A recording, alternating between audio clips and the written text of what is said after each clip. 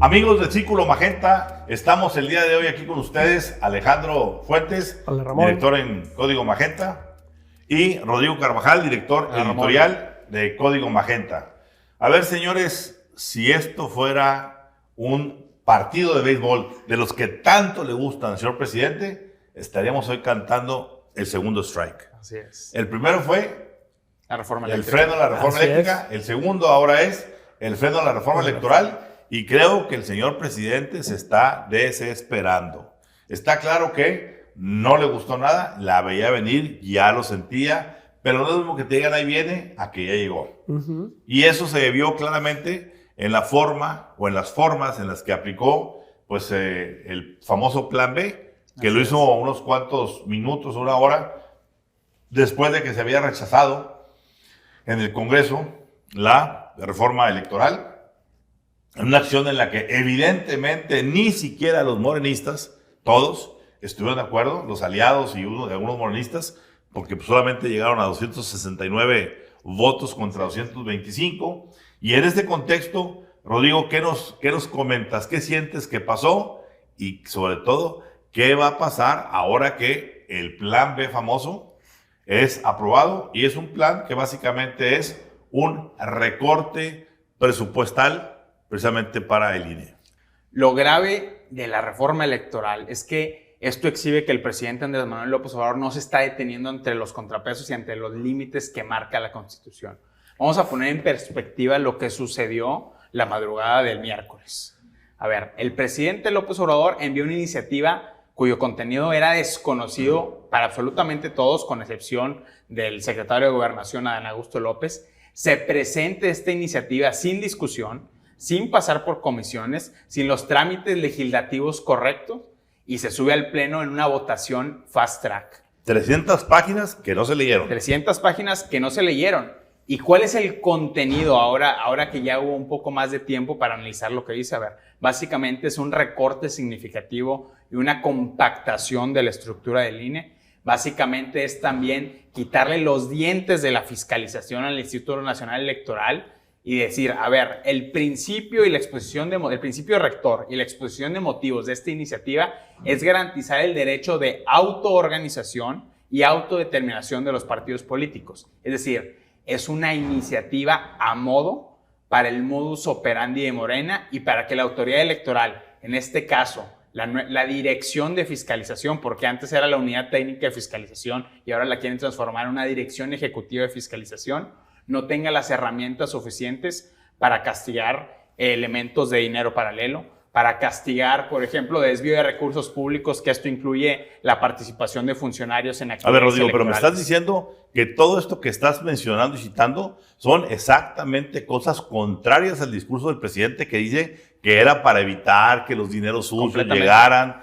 que era para evitar que los partidos, es decir, exactamente la antítesis del discurso presidencial es lo que está aprobando. Y dos estampas de eso. Una de ellas, antes las organizaciones electorales locales, los famosos OPLES, tenían facultades de fiscalización. Ahora con esta reforma se les quitan esas facultades a menos de que el INE lo mandate expresamente desde el Consejo General. O sea, prácticamente hay que negociar centralistamente en la Ciudad de México. Centralistamente en la Ciudad de México. Y también otro aspecto importante de esta reforma dice, el INE no puede sobrepasar sus facultades y sus decisiones arbitrarias, así lo mencionan en la iniciativa, con las unidades de fiscalización de otras agencias del Estado mexicano, llámese la Unidad de Inteligencia Financiera, llámese la Fiscalía Especializada en Delitos Electorales. Es decir, se acota completamente este aparato de fiscalización dentro del INE, que es un aparato de fiscalización que no controla en este momento el gobierno. Y qué paradójico,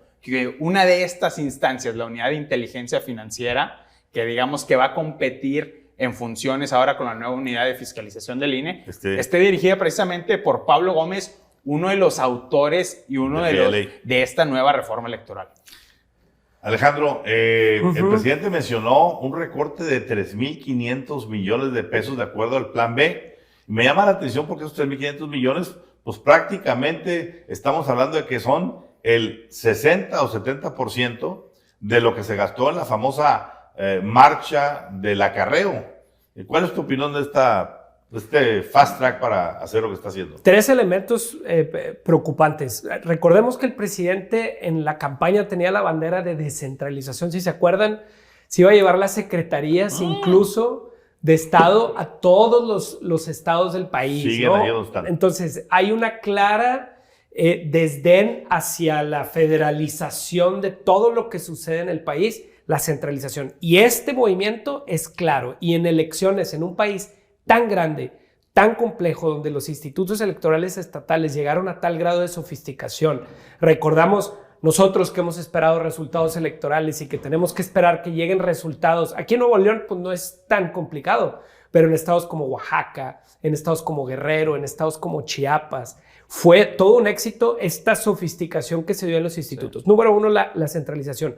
Número 2, si algo preocupa en las próximas elecciones es la entrada de dinero sucio a esas elecciones y cómo se está utilizando. Claro. Si algo se vio en la última elección es que los partidos, vimos a muchos gobernadores, a muchos alcaldes en aprietos por no haber hecho sus cuentas y no poder justificar los gastos que se estaban haciendo en la campaña, y hubo unos que casi no llegaban, como el caso del gobernador de Nuevo León, Samuel García, que después de meses todavía estaba en... No, ya habían tomado posesión, no estaba sentenciado. Así es, en problemas. Y por otro lado, esta recortitis del presidente, ¿no?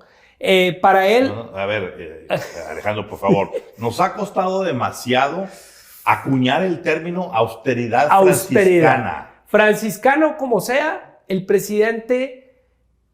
Todos creíamos que era a lo mejor un discurso que tenía, pero la verdad es que creo y me preocupa que él tiene un cuadernito donde dice, ay, nos ahorramos 3,500, y que eso va a ser el éxito de un gobierno. Hemos visto cómo se han desfondado institutos técnicos, tecnológicos, CONACYTs, muchos institutos con profesionistas, con profesionales, que se gastaba dinero en cuestiones bien serias. En el caso del INE, y eso no te garantiza un éxito. Siguen la Secretaría de Salud sin medicinas, siguen sin planes efectivos, muchas secretarías. Educación. Entonces, esta manía de recortar presupuestos y eso, colgártelo como una medalla, discúlpeme, pero eso Eso, Alejandro, equivale a que vayas con tu familia y le digas a la familia, señores, les tengo una buena nueva.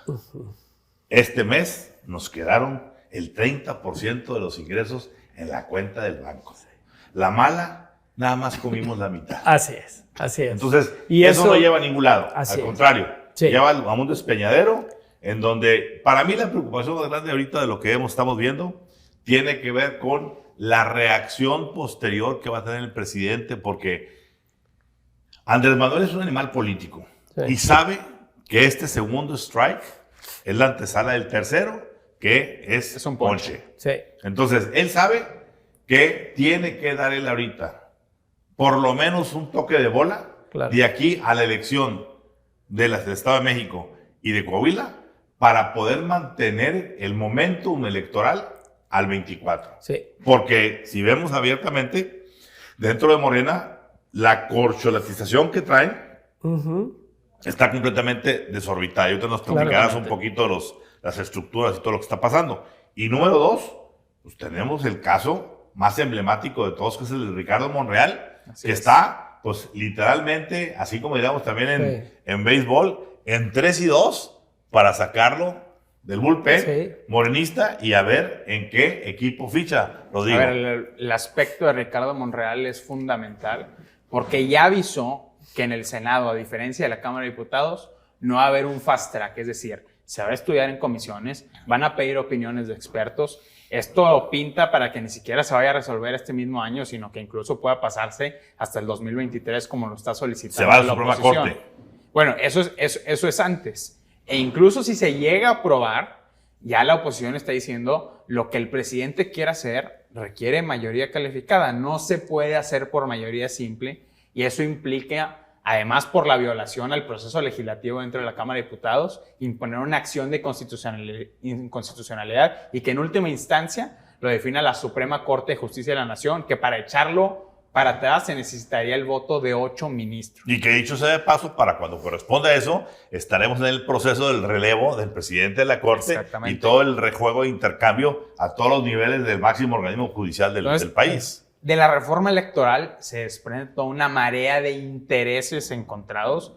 El interés de Ricardo Monreal, que se puede colgar la medalla de la oposición salvando y defendiendo al INE, y eso le daría credenciales para hacer algo que él mismo ya admitió, que dice, si no hay piso parejo en Morena, yo perfectamente puedo negociar, como ya lo estoy haciendo, una candidatura presidencial con Va por México e incluso con Movimiento Ciudadano, como se publicó en el periódico En El País hace 2 semanas. Y muy importante, ¿quién le jugó en contra? Porque le metieron carreras en el Congreso al presidente. Es decir, los operadores andan en la grilla, andan en campaña y se les voltearon votos morenistas a la hora de la verdad. Y eso para un monolito, como se supone que se presumía que era Morena, pues creo que para el presidente puede ser preocupante que no existan esos operadores políticos que hoy necesita más que nunca y que andan en la grilla. Si se llega al punto de quiebre con la reforma electoral, incluso el plan B, que se podría aprobar por mayoría simple, a ver, Ricardo Monreal necesita 12 votos para llevarlos a la oposición y quitarle esa mayoría simple a Morena en el Senado. Ya demostró que los tiene y de sobra. Ya no se ve lejos. Incluso hay quienes que mencionan más de 20 senadores que están con Ricardo Monreal. Pero recordemos cuántos firmaron la carta. Exactamente. 50. ¿Y cuántos dijeron y estamos incondicionalmente con él? 20. Así es. Bueno, pues ahí está ya el asunto. A ver, Rodrigo, ¿cómo está toda esta corcholatización de estructuras que está haciendo que cada quien empiece a operar sus propios equipos de tierra para la elección?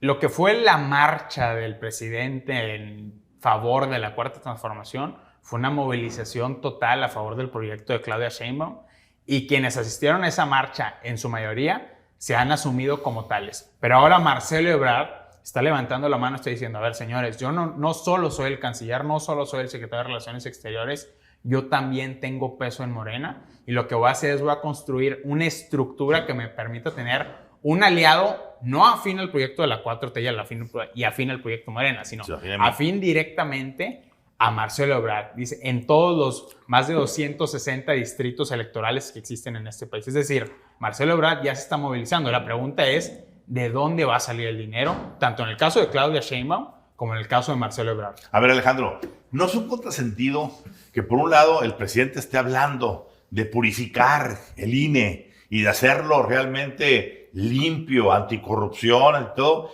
y al mismo tiempo sus corcholatas estén en funciones como jefa de gobierno, como secretario de Gobernación o como secretario de Relaciones Exteriores, haciendo jugadas abiertas electorales, ilegales, porque no se pueden hacer actos anticipados de campaña? Y los actos que han hecho, en el caso, por ejemplo, de Marcelo Ebrard con 10,000 gentes en estructuras paralelas, pues es un acto de campaña, porque el asunto es, ¿me van ustedes a apoyar y ayudar en hacer mi labor electoral? La pregunta es, ¿en qué momento? Alguien dijo, ya empezó la elección 2024. Y sobre todo el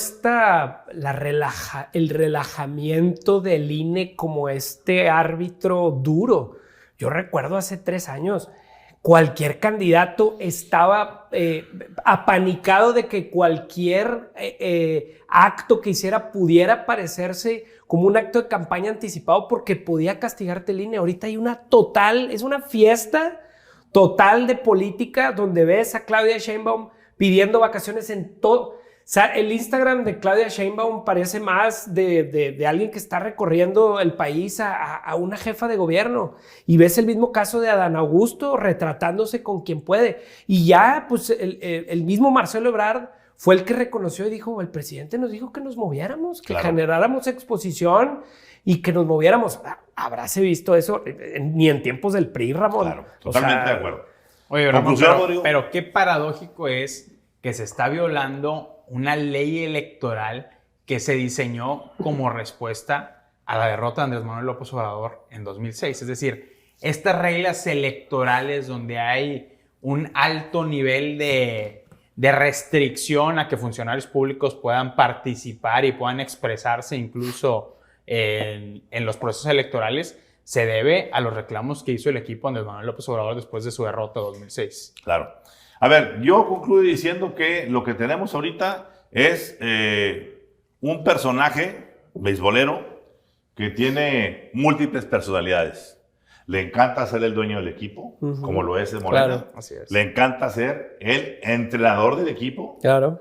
Le encanta también, que está tratando de ahorita apoderarse del silbato para ser el árbitro del partido. El umpire de Y home y de luego- primera y y de, luego y de tercera. ponerse también como tercero al bat para ver si una pegada de jonrón con casa Sí. llena, cuarto al bat, perdón, Sí. logra sacar adelante el partido. Entonces, en ese cuarto bat de la 4T, el presidente puede desbarrar. Sí. Y yo creo que en los próximos 3, 4 meses vamos a ver situaciones de mucha desesperación política del presidente para ver cómo revierte este proceso de strike, de segundo Sí, strike, sí. para evitar que pronto le caiga el tercero. Pero le queda una última carta, Ramón. ¿Cuál? O sea, aún si fracasa este plan B, ya sea en la Suprema Corte o por la operación de Ricardo Monreal en el Senado, todavía le queda la selección de los 4 consejeros que terminan su periodo en el primer trimestre de 2023.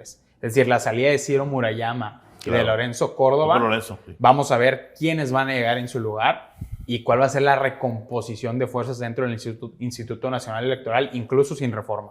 No te preocupes, Rodrigo, siempre el pueblo bueno y sabio sabrá a quiénes poner. Como dirían en mi pueblo, ni pichan, ni cachan, ni dejan batear. Buena conclusión, Alejandro.